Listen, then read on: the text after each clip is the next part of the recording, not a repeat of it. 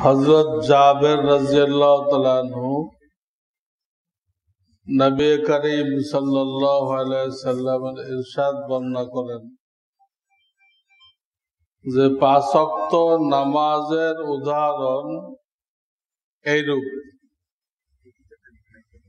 যেমন কাহারো দরজার সম্মুখে একটি নহর আছে, নদী আছে, যাহার পানি প্রবাহমান এবং খুব গভীর। সে উহাতে প্রতিদিন 5 বার গোসল করে,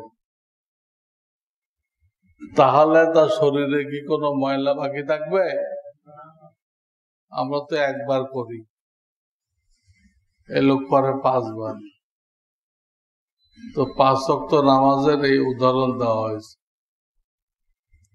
5 ওয়াক্ত নামাজের মাঝখানে আমাদের দ্বারা কিছু গুনাহ হয়ে যায়, ওই নামাজের দ্বারা সেটা আবার কি হয়ে যায়? মাফ হয়ে যায়। গুনাহে সগীরা সেটা মাফ হয়ে যায়। তো শর্ত হলো নামাজ সুন্দর করে পড়তে হবে। নামাজ যদি অসুন্দর করে পড়া হয়, এর দ্বারা কোনো মাপটাপ হয় না। সেই নামাজকে আরো পুরানা ন্যাকড়ার মতো পেঁচায়ে ওর মুখে মানে, আর নামাজ তার জন্য বদদুয়া করে, বলে জয়্যাক আল্লাহ কামা জয়্যাতানি, আল্লাহ তোকে ধ্বংস করুক, তুই আবার নষ্ট করছিস। এই জন্য নামাজ সুন্দর করতে হবে, নামাজের প্রশিক্ষণ নিতে হবে।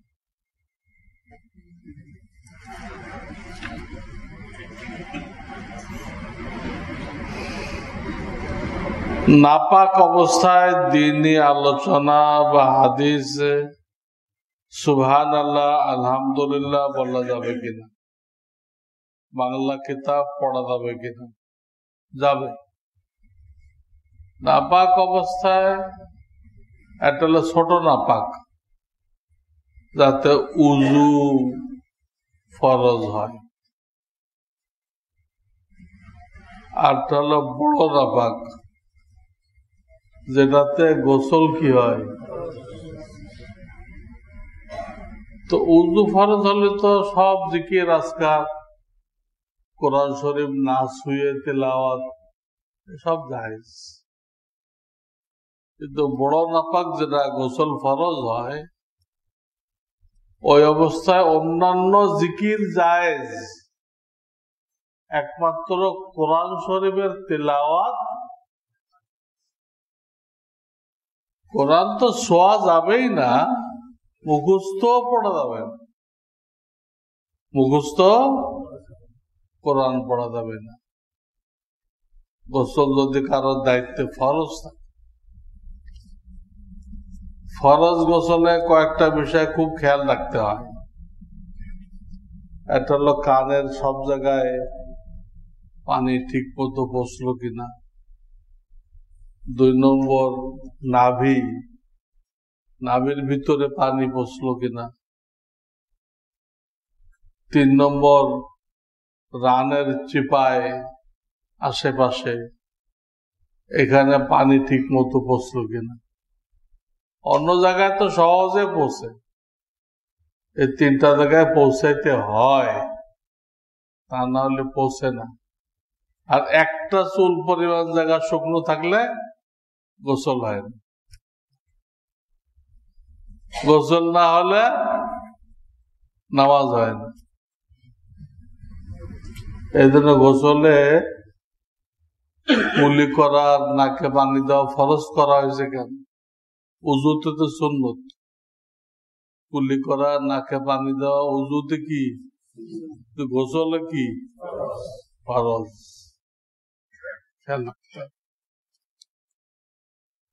আমার কিছু আত্মীয় আমার মা বাবার ক্ষতি করার জন্য কুফরি কালাম করে, এর থেকে বাঁচার উপায় কি? বাঁচার উপায় আপনারা সকাল বিকাল 3 কুলের আমল করেন, 3 কুল এটা পড়েন। আর একটা আমল আছে, ফজরের আগে, ফজরের রক্ত হইতে হবে, 41 বার সূরা ফাতিহা পড়তে হয়। পরে পানিতে দম করে ফু দিয়ে এই পানি খাওয়াই দিতে হয়। এ তো ওই কুফরি কালামের তাসির নষ্ট হয়ে যায়।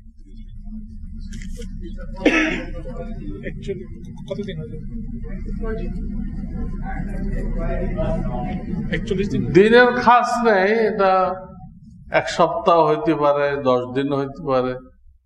তার হালাত দেখবেন, হালাত ঠিক হয়ে গেছে, তার দরকার নেই।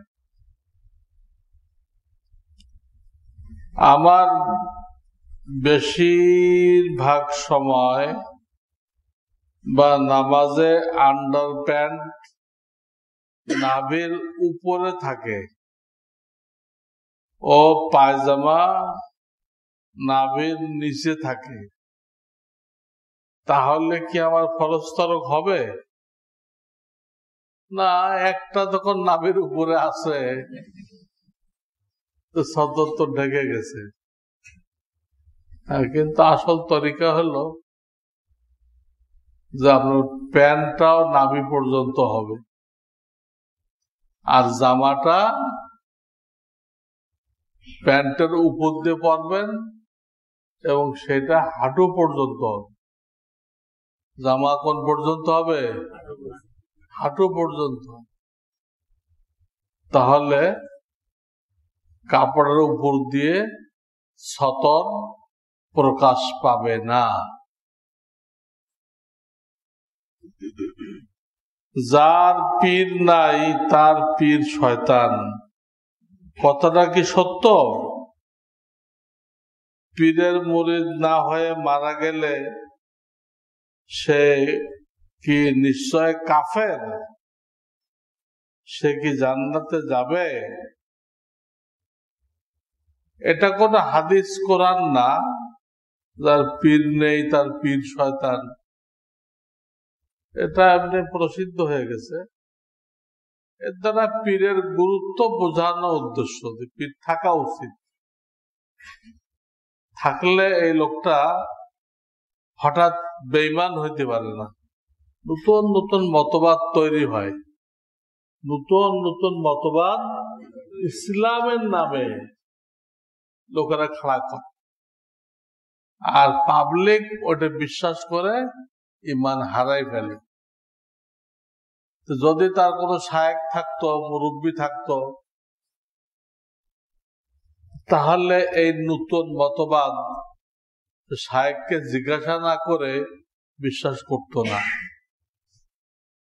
যা শুনবেন আগের থেকে বিশ্বাস করবেন, আগে তাকে করবেন এটা ঠিক কিনা। মধুর নামে বিষ খাওয়ানো হইতেছে, মধুর নামে বিষ খাওয়ানো হইতেছে, ইসলামের নামে কুফরি শিক্ষা দেওয়া হইতেছে। এর জন্য একটা দুটা দল কাজ করতেছে না, বহু দল কাজ করতেছে। এগুলো সব ইহুদি খ্রিস্টানদের সৃষ্ট, তারা পাঠাইছে। এই জন্য বর্তমান সময়টাকে ফিতনার জামানা বলা হয়, কঠিন সময় বলা হয়। এই সময় সবচেয়ে বড় দায়িত্ব হলো ঈমান রক্ষা করা। ঈমানটাই তো আসল পুঁজি। আমলের ত্রুটি তো ক্ষমাযোগ্য, ঈমানের ত্রুটি ক্ষমাযোগ্য না। এটা যাতে নষ্ট না হয় বড় সতর্ক থাকতে হবে। কোন নতুন কথা গ্রহণ করবেন না যাচাই বাছাই ছাড়া। বেহেশতি জিওরে একটি মাসআলাতে বলা হয়েছে, স্বামী স্ত্রী একত্রে শুয়েছিল, সজাগ হয়ে কাপড়ে মণি দেখতে পেল, অথচ কারো মনে নেই স্বপ্নে কিছু দেখেছে কিনা। তবে উভয়ের গোসল করতে হবে, যেহেতু জানা নেই কার বীর্য। এখানে কি যে কোনো একজনের কাপড়ে এটা দেখলে এই হুকুম? এটা পার্থক্য করার তরিকা আছে। যদি বিছানার চাদরে এটা দেখলো, নাপাকি দেখলো, এখন কার স্বপ্ন দোষ হয়েছে মনে নেই, মহিলাদেরও হয়। এটা পার্থক্য করার নিয়ম হলো পুরুষেরটা কয়েক জায়গায় লাগে ছড়াই ছিটে, আর মহিলাদেরটা এক জায়গায় থাকে। এই আলামত দিয়ে পার্থক্য করা যায় যে কাপড়ে যে নাপাক দেখা যাইতেছে এটা কার। এক জায়গায় সীমিত থাকে মহিলা, এখানে কিছু, এখানে কিছু, এখানে কিছু, এরকম কয়েক জায়গায় বিক্ষিপ্ত রয়েছে, এটা পুরুষের।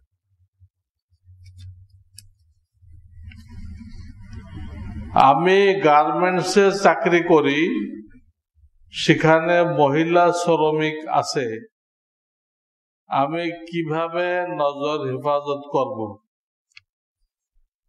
এটাই আম প্রেসক্রিপশন দিয়ে কাজ হবে না। এটা আপনার যিনি শায়েখ আছেন, শায়েখ, এটা তার কাছ থেকে জবাব নিতে হবে যে মহিলার মধ্যে থেকে আপনি নজরের হেফাজত কিভাবে করবেন। গার্মেন্টসে চাকরি না করলে তো সারাদিন মহিলা সামনে পড়ে না, তখন কিভাবে হেফাজত করেন? ওখানে সেইভাবে করতে হবে।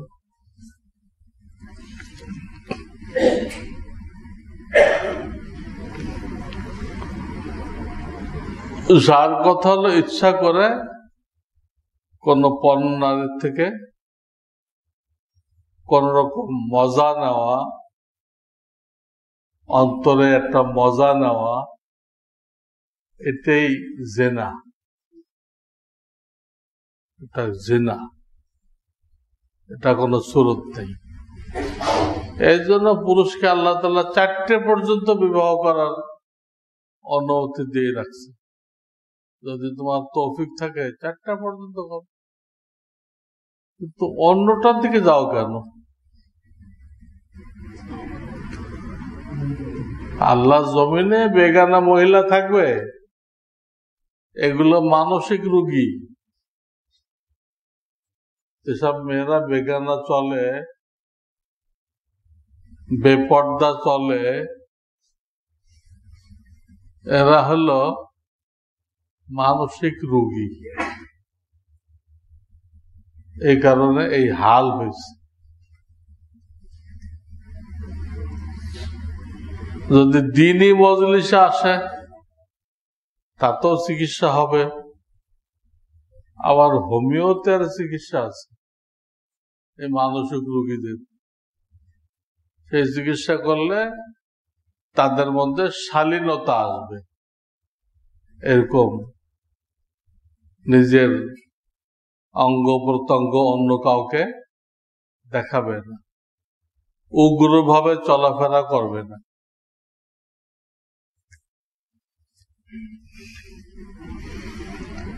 বাবার আয় উপার্জনের প্রায় 70% হালাল, বাকিটা হারামে মিশ্রিত ও সন্দেহজনক। এখন পিতা যদি কোনো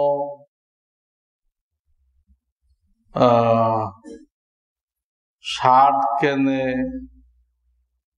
নাকি ফ্ল্যাট কেনে, কিনে তার মেয়েকে মালিক বানিয়ে দেয়, তাহলে ওই ফ্ল্যাট ভাড়া দিয়ে উপার্জিত আয় মেয়ের জন্য হালাল হবে কিনা? দেখা যাচ্ছে পিতার অধিকাংশ ইনকাম হালাল, 70% কইছে, আর 30% সমস্যা আছে।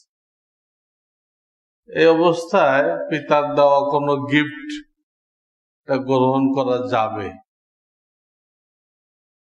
কিন্তু হারাম যদি বেশি হয় অথবা 50-50 হয়, সমান সমান, তখন পিতার এই হারাম জিনিস গ্রহণ করা যাবে না, সবার জন্য না যায়।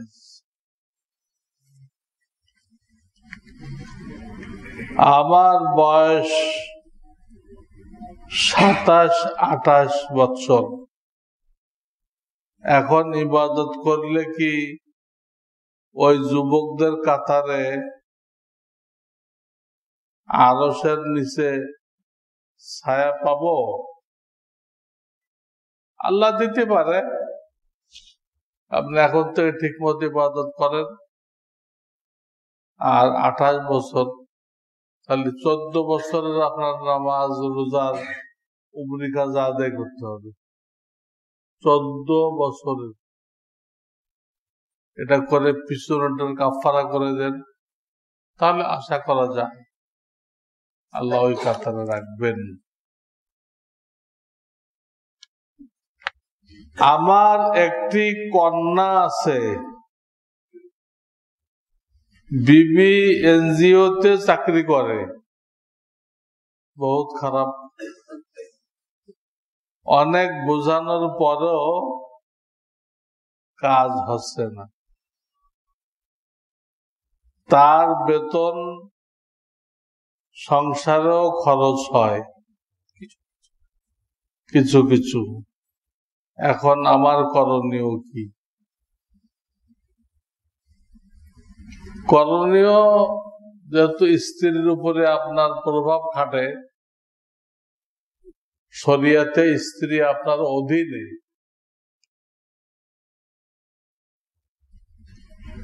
ইহুদিদের মদত পুষ্ট এনজিও গুলো বলে সমান অধিকার। সমান অধিকার ধারণা ইসলামে গ্রহণযোগ্য না।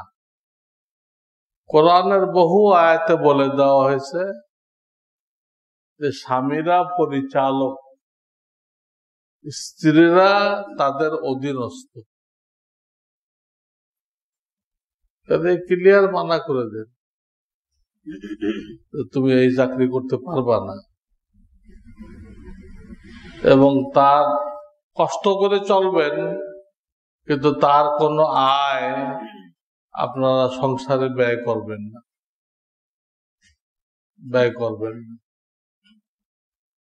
বরং চেষ্টা করেন তাকে কিছু হাত খরচ দিতে,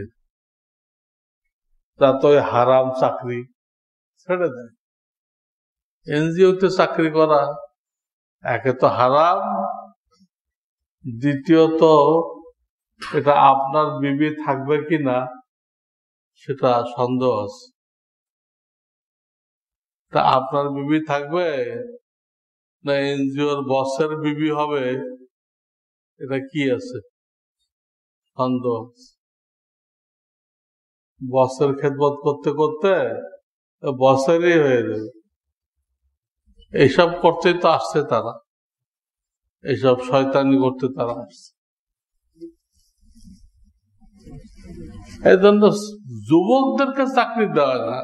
হাজার হাজার লাখ লাখ যুবক বেকার ঘুরতেছে, তারা কোটা নিয়ে আন্দোলন করলো, চাকরিতে আমাদের কোটা বাড়াই দেওয়া হোক। এটা সহি আন্দোলন ছিল। সরকারে আজে বাজে লোক ঢুকাই রাখছে, অথচ স্কুলে পড়াইতেছে। এখানে সরকারের একটা ওয়াদা আছে, অঘোষিত ওয়াদা আছে সরকারের, তোমরা, আমি যে শিক্ষা চালু করছি সরকার, আমারটা শেখো, তোমার চাকরি দেওয়া আমার দায়িত্ব। স্কুল সরকার চালায়, সেখানে অঘোষিত ওয়াদা আছে, কিন্তু কোটা এরকম বানায় রাখছে, হ্যাঁ, মুক্তিযোদ্ধার জন্য এত, ল্যাংড়া লুলার জন্য এত, অমুকের জন্য এত, এই করতে করতে ছাত্রদের কোটা হয়ে গেছে একদম সীমিত। এদের আর কোন রিক্সা চালানো ছাড়া, এম.কম বিকম পড়ে রিক্সা চালানো ছাড়া আমাদের দেশের যুবকের আর কিছু করার নেই। ইন্টারভিউ দিবে, কোনো লাভ নেই। ইন্টারভিউতে ফার্স্ট হয়ে গেল, লাভ নেই। আর 10 নম্বরে কিন্তু সরকার দলীয়, ওই 10 নম্বরকে নিবে। আপনি 1 নম্বর হয়েছেন, আপনাকে নিবে না, 10 নম্বরকে নিবে। অথবা দেয়, হ্যাঁ, স্পিড মানি দিতে পারছে, স্পিড মানি,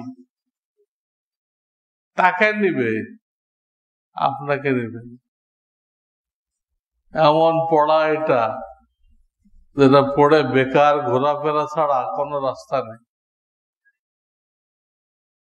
আলহামদুলিল্লাহ, এখন পর্যন্ত আমাদের মাদ্রাসায় যারা পড়াশোনা করে কেউ বেকার থাকে না। আল্লাহ তাকে কোনো না কোনো ব্যবস্থা করে দিচ্ছে।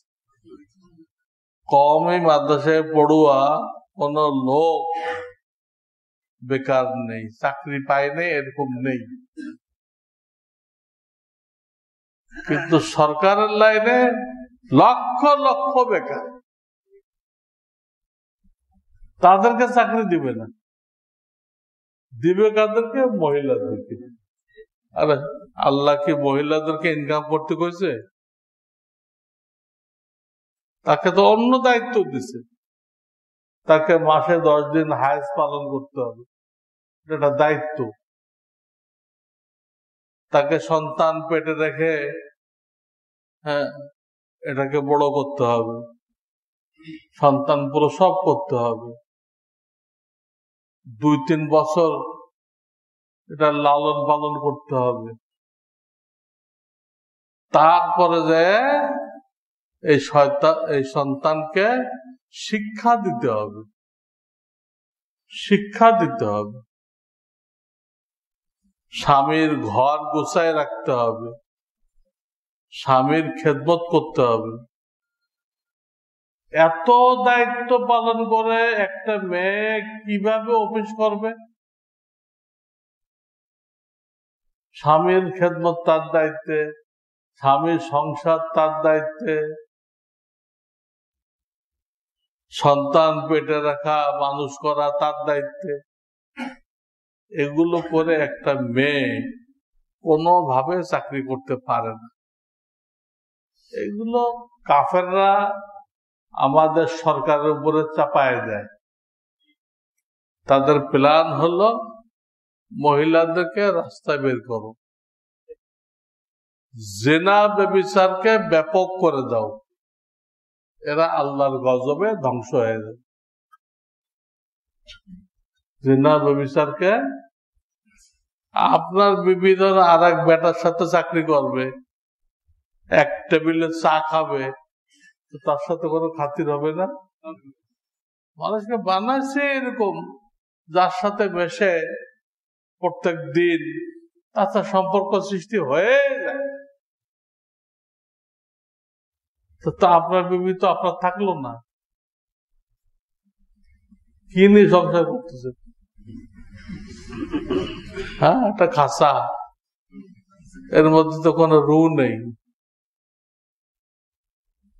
এই জন্য তাদেরকে চাকরিতে না লাগানো, বরং তাদেরকে হাত খরচ দাও। বিবিদেরকে যতরূপ তৌফিক হয় হাত খরচ দেওয়া, এটা ইসলাম শিখায়। তারা চাকরি করলে, তাদের হাতে পয়সা আসলে ওগুলো সাজগোজে নষ্ট করে, কাজে লাগে না, শাস্তি লেগে যায়। কথা বুঝছেন? আর একদিকে তাদের হাতে পয়সা আসলে তারা স্বামীকে আর মানতে পারে না। স্বামীকে তো মেনে চলতে হবে, তাহলে সংসারে শান্তি থাকবে। আর স্বামীকে মানেন না, স্বামীর সাথে লড়াই করে, কোমর বাঁধে স্বামীর সাথে কি করে? লড়াই করে, অধিকার আদায় করে। এনজিওরা শিখাই দিচ্ছে। এই সংসারে জীবনও শান্তি হবে, অশান্তি আর অশান্তি। আল্লাহ হেফাজত করুন। সুবহানাল্লাহ। আল্লাহুম্মা সাল্লি আলা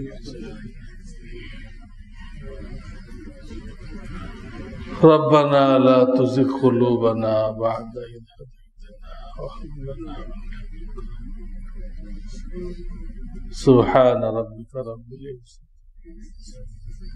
وسلام على المرسلين والحمد لله رب العالمين.